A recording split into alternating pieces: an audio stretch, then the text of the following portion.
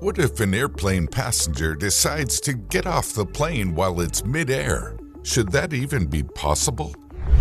Most commercial airliners fly between 30,000 and 43,000 feet above sea level, with an average cruising speed of 547 to 575 miles per hour. At such altitudes and speeds, opening a plane door would cause a rapid decompression, depressurizing the plane cabin in seconds.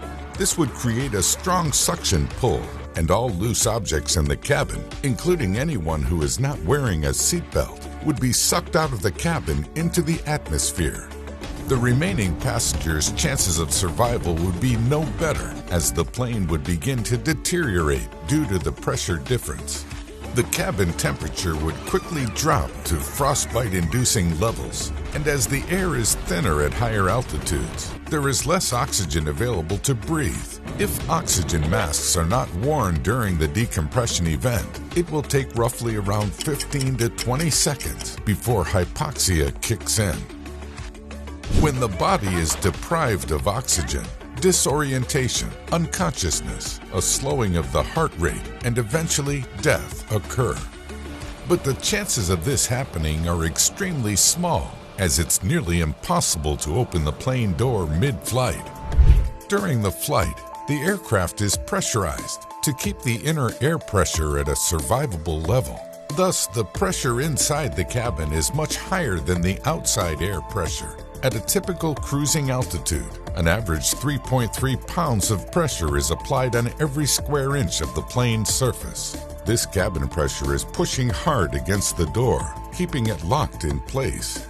Standard passenger doors are typically around 6 feet tall and about 3.5 feet wide. That means you will have to overcome 24,000 pounds of force to open the door, roughly the weight of 6 adult male hippopotamuses. In addition to the high pressure, there are also other safety mechanisms. The plane's doors are electronically locked, and the pilot is the only person who has access to them through the cockpit. The locks and bolts are located deep inside the aircraft structure and cannot be destroyed by force. Also, the airplane's doors are designed so that the side nearest to the outside is smaller than the side nearest to the inside. This means that no one can open a closed door from the inside.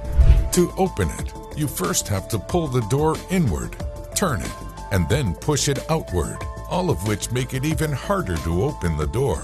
Although opening an airplane door at cruising altitude is impossible, it doesn't mean that it hasn't been attempted. On July 6th, a woman was arrested for trying to open an airplane door while flying from Dallas to Charlotte on an American Airlines flight. The only way to open an airplane door mid-flight is to either depressurize the plane or wait until the plane is at a lower altitude. In both cases, the air pressure inside the cabin is reduced and less force is required to open the door. Under such circumstances, the pilot will rapidly descend for an emergency landing, while the efforts of the person opening the door are stopped by the flight crew and fellow passengers. So the next time you travel, don't worry about someone opening the airplane door mid-flight. Just sit back, relax, and enjoy your flight.